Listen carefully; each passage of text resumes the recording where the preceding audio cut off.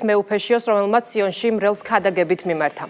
საქართველოს კათოლიკოს პატრიარქი სილია მეორის გარდაცვალებიდან 40 დღე გავიდა. სიონის ტაძარში საპატრიარქო ტახტის მოსაყდრე მიტროპოლიტ მაშიომ მღვდელმსახურებთან ერთად წირვა აღავლინა. წირვის დასრულების შემდეგ კი პატრიარქის სულის მოსახსენებელი პანაშვიდი გადაიხადა. სიონის ტაძარში იმყოფებიან საქართველოს პრემიერ-მინისტრი, პრეზიდენტი, პარლამენტის თავმჯდომარე, ასევე საკანონმდებლო და აღმასრულებელი ხელისუფლების წარმომადგენლები. ბორენა უნიანი გვერდდება სიონის საკათედრო ტაძრიდან პირდაპირ ეთერში ბორენა გისმენთ.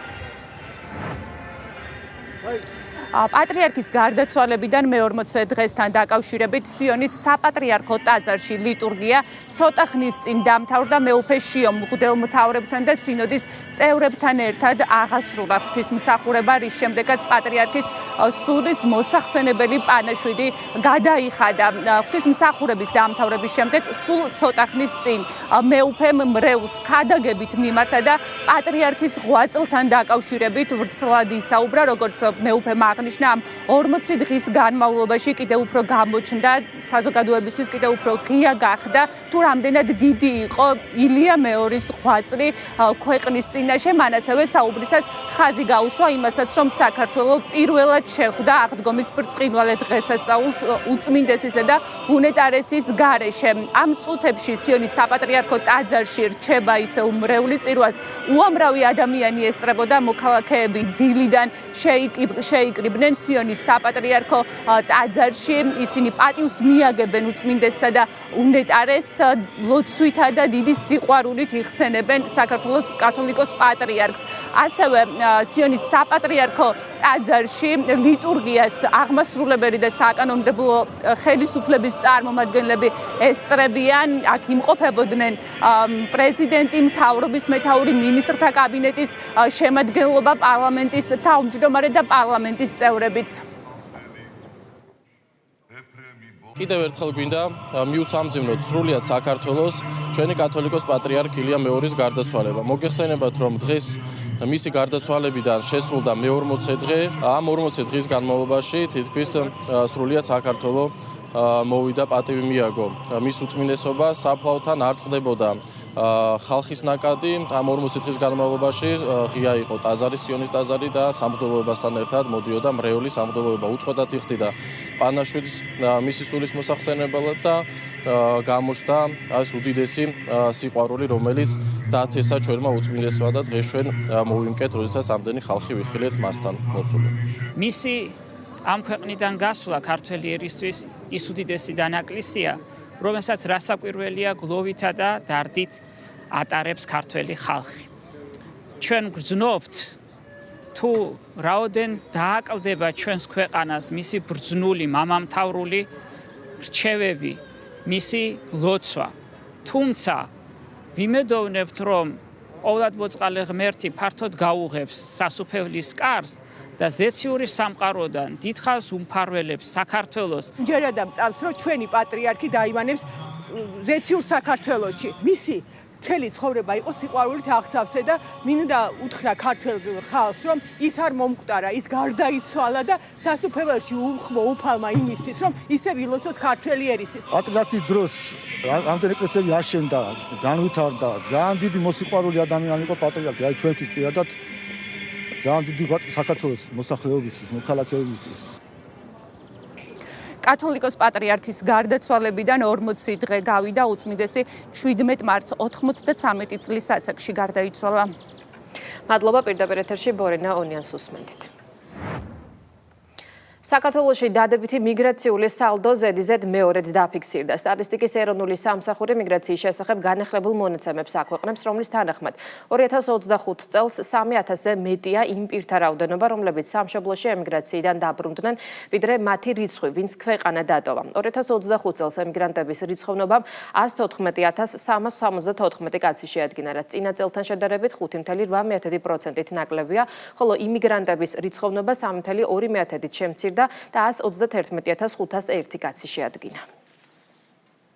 ის რომ საქართველო არის ყველაზე უსაფრთხო ქვეყანა რეგიონში, ეს არის ინდიკატორი და განსაზღვრელი იმისა, რომ ჩვენი მოქალაქეები ბრუნდებიან ჩვენს ქვეყანაში და გარდა ამისა ის რომ ჩვენ გვაქვს მაშინ როდესაც მეზობლებში არის საომარი მდგომარეობა, პირდაპირ თუ ირიბად დღესაც ჩართულები არიან ომში, ჩვენ გვაქვს ეკონომიკური განვითარება, სტაბილურობა და შესაბამისად მშვიდობა ქვეყანაში და ეს არის კიდევ ერთხელ ვიმეორებ განსაზღვრელი იმისა, რომ ჩვენი მოქალაქეები ბრუნდებიან ჩვენს ქვეყანაში. არ შეიძლება თითოეულ ქართველს არ ახარებდეს თავისი თანამემამულების დაბრუნება სამშობლოში. ქართველი ადამიანი ყველაზე ბედნიერად და ყველაზე ლაღად თავს საკუთარ მიწაზე გრძნობს, თავისთავად ცხადია. ქვეყანაში არსებული ასეთი ხანგრძლივი მშვიდობიანი პერიოდი, ეკონომიკური ზრდის ესეთი ტენდენცია თან ნაბიჯ-ნაბიჯ ჩვენ მიგვიყვანს იქამდე, რომ უცხოეთში წასული ჩვენი თანამემამულეები დაუბრუნდებიან მშობლიურ მიწას. ეკონომიკური წინსვლა, უსაფრთხოება ქვეყნის, რასაც თავისთავად მოაქვს ეკონომიკური განვითარება, ეს გადაჯაჭვულია ერთმანეთთან. რა თქმა უნდა, უზრუნველყოფს იმას, რომ ადამიანები, რომლებიც არიან წასული უცხოეთში, მოუნდებათ, რომ თავიანთ სამშობლოში დაბრუნდნენ. გამომდინარე იქიდან, რომ აქ არის საშუალება და შესაძლებლობები იმის, რომ ან თვითრეალიზაცია მოახერხო, დასაქმების პერსპექტივები არსებობს, იმიტომ რომ დასაქმების პერსპექტივები და თვითრეალიზაციის შესაძლებლობები მოყვება ეკონომიკურ განვითარებას, რაც თავისთავად შედეგია უსაფრთხოების და მშვიდობის ქვეყანაში. 15 ივლისიდან შანხაი-თბილისის მიმართულებით პირდაპირი ფრენები იწყება. ჩინური ავიაკომპანია China Eastern Airlines რეგულარულ ავიარეისებს შანხაი-თბილისი შანხაის საჰაერო ხაზზე კვირაში 3 სიხშირით შეასრულებს. გადაწყვეტილება საქართველოს ეკონომიკისა და მდგრადი განვითარების ministrისა და ავიაკომპანიის ხელმძღვანელების შეხვედრაზე მიიღეს, რომელიც ჩინეთის სახალხო რესპუბლიკაში მარიამ ქრივიშვილის ვიზიტის ფარგლებში გაიმართა. მინისტრმა ხაზი გაუსვა ჩინეთის მთავარ საფინანსო ცენტრთან საქართველოს პირდაპირი საჰაერო მიმოსვლის დაწყების განსაკუთრებულ მნიშვნელობას და აღნიშნა, რომ ეს გადაწყვეტილება ხელს შეუწყობს ორი ქვეყნის ბიზნეს და ეკონომიკური კავშირების კიდევ უფრო მეტად განვითარებას. მარიამ ქრივიშვილმა ვიზიტის ფარგლებში შეხვედრები გამართა ჩინეთის სახელმწიფო და კერძო სექტორის წარმომადგენლებთან. ჩინეთის კომერციის მინისტრთან ერთად ხელი მოაწერა ოქმს საქართველოსა და ჩინეთს შორის თავისუფალი ვაჭრობის ხელშეკრულებაში ცვლილებების განხორციელების შესახებ.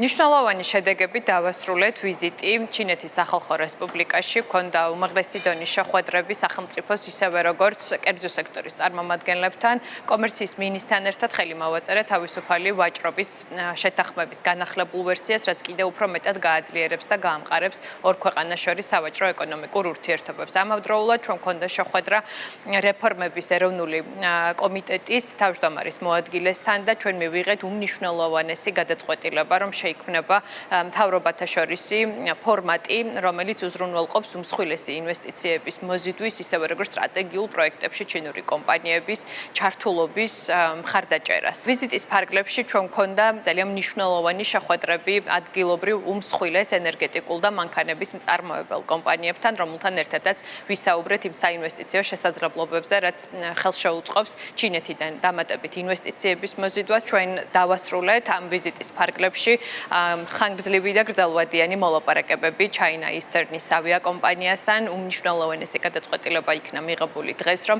დაიწყება 15 ივლისიდან პირდაპირი ფრენები შანხაისა და თბილისის შორის. რუსეთის ომმა უკრაინაში სამხედრო ტექნოლოგიების განვითარების უპრეცედენტო ტალღა გამოიწვია, რაც მშვიდობიანობის დროს შეუძლებელი იქნებოდა. ამის შესახებ გერმანიის კანცლერმა ფრიდრიხ მერციმ კვიპროსის სამიტზე გამართულ პრესკონფერენციაზე განაცხადა. კანცლერის თქმით, 2026 წლის პირველი ნახევრის მდგომარეობით ის უსაფრთხოების საკითხებთან დაკავშირებით ბევრად უფრო თავდაჯერებულია, ვიდრე რამდენიმე წლის წინ იყო. მან ხაზგასმით აღნიშნა, რომ სწორედ რუსეთის ომმა აიძულა სამხედრო ტექნოლოგიების განვითარების იმ ტემპით დაჩქარება, რომელიც მშვიდობიანობის დროს წარმოუდგენელი იქნებოდა. მან ასევე აღნიშნა, რომ ეს გამოცდილება ქვეყნებს თავდაცვითი საჭიროებების დამოუკიდებლად მოგვარებაში ეხმარება. გერმანიის კანცლერის განცხადება შეფასებები მოჰყვა ქართულ პოლიტიკურ სპექტრში. მართულ გუნდში სხვა ქვეყნის მხრიდან ომის ახალისებაზე და საკუთარი ინტერესების გატარებაზე საუბრობენ. მათივე განცხადებით, რომ არახელისუფლების პრაგმატული სამშვიდობო პოლიტიკა უკრაინის მსგავსად საქართველოშიც ანალოგიური სცენარი განმეორდებოდა.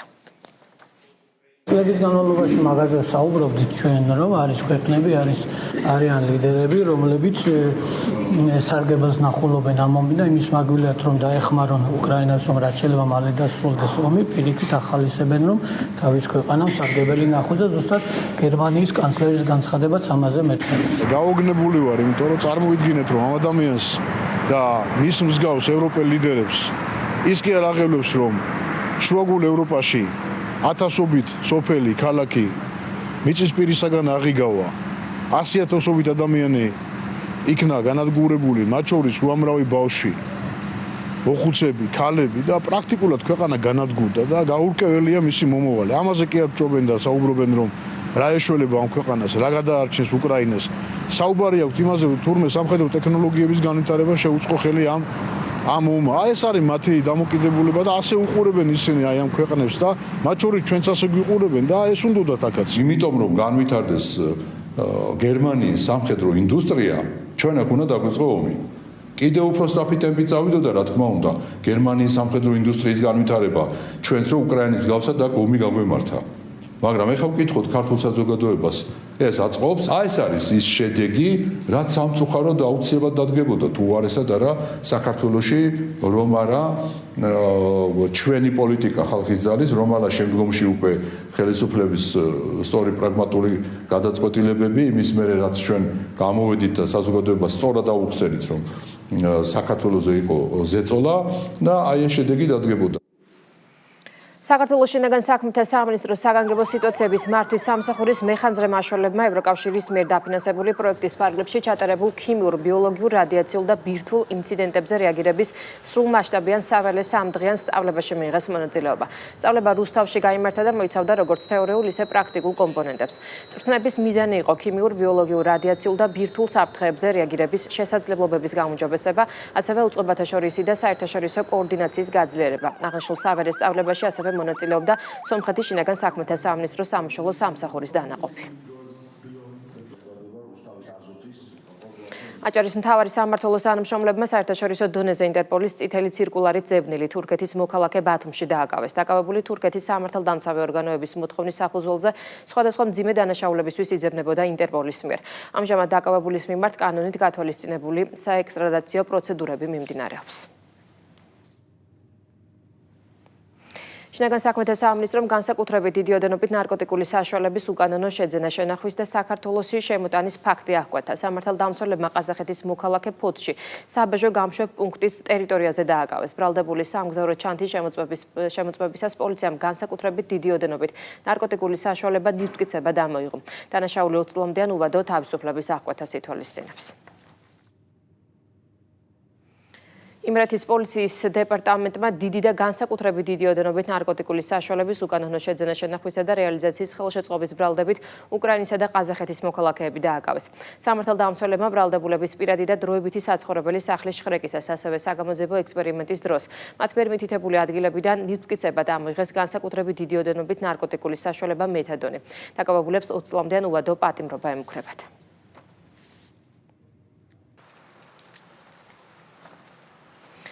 საქართველოს განათლების, მეცნიერებისა და ახალგაზრდობის მინისტრმა ქართული ენის სასკოლო კონკურსში გამარჯვებული მოსწავლეები და დიასპორის პროგრამაში ჩართული ქართული ენის დისტანციური სწავლების მიმართულების მასწავლებლები დააჯილდოვა.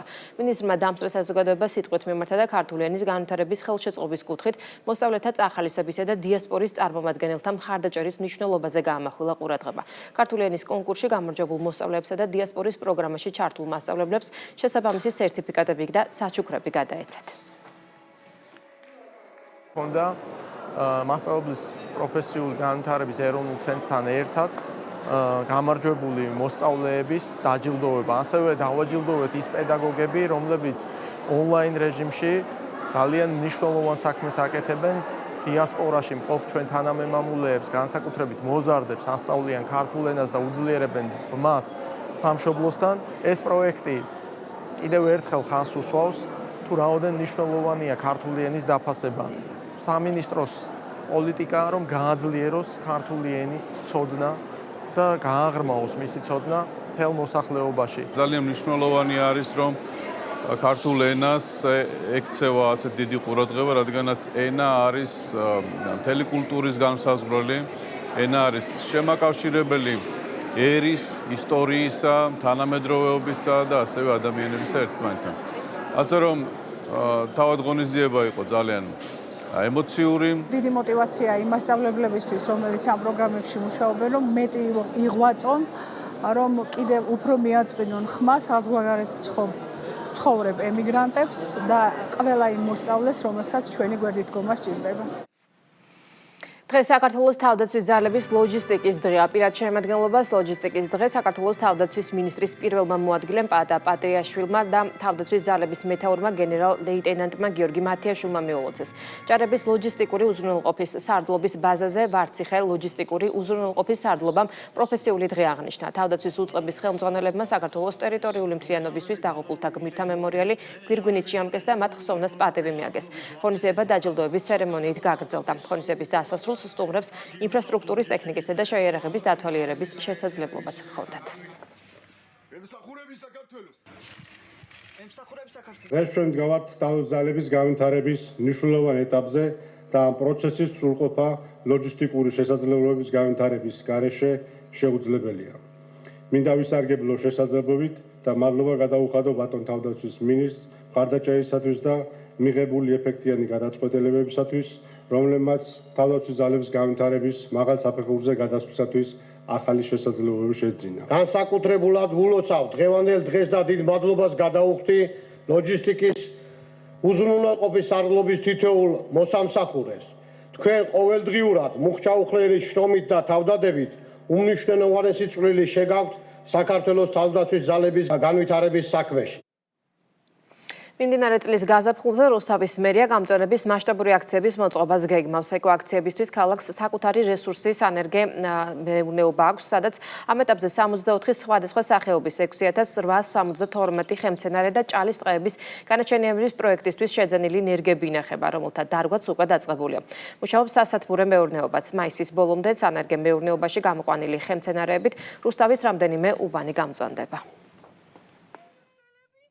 აპრილი-მაისის თვეში რუსთავში განსაკუთრებულად მასშტაბური გამწვანების აქციები გვაქვს დაგეგმილი, იმასთან ერთად რომ საკანონმდებლო ცვლილებები ძალიან დიდ როლს ითამაშებს ქალაქის ეკოლოგიის გაუმჯობესებაში. ქალაქი მუნიციპალურ დონეზე ვცდილობთ რომ სანერგე მეურნეობა განვავითაროთ. ბოლო 3 წლის განმავლობაში შევქმნით ის რესურსი, რომელიც წლების განმავლობაში მოემსახურება ქალაქს. დღეისთვის 5000-მდე კალამი გვაქვს, რომელიც ადგილზე დავაკალმეთ, ასევე 2500 მცენარე გვაქვს ღია გრუნტში, რომელსაც უკვე მზად არის ქალაქში გასატანად და დასარგავად. საერთაშორისო ფესტივალი კლასიკური კონცერტები ბათუმში დასრულდა. გალა კონცერტში ჯადოსნური მოცარტი მონაწილეობდნენ იტალიელი პიანისტი, ეროვნული და საერთაშორისო ჯილდოს მფლობელი ალესანდრო მარანგონი და ბათუმის სახელმწიფო მუსიკალური ცენტრის სიმფონიური ორკესტრი დავით მუქერიას დირიჟორობით. 4დღიანი პროგრამა აერთიანებდა კლასიკურ კონცერტებს, რომლებშიც მონაწილეობდნენ მსოფლიო დონის შემსრულებლები. გალა საღამოზე შესრულდა ცნობილი კლასიკოსების გამორჩეული ნაწარმოებები და საოპერო არიები. ფესტივალის მიზანს წარმოადგენს საერთაშორისო კულტურული დიალოგის გამტკიცება, რეგიონის პოპულარიზაცია და ცნობადობის გაზრდა.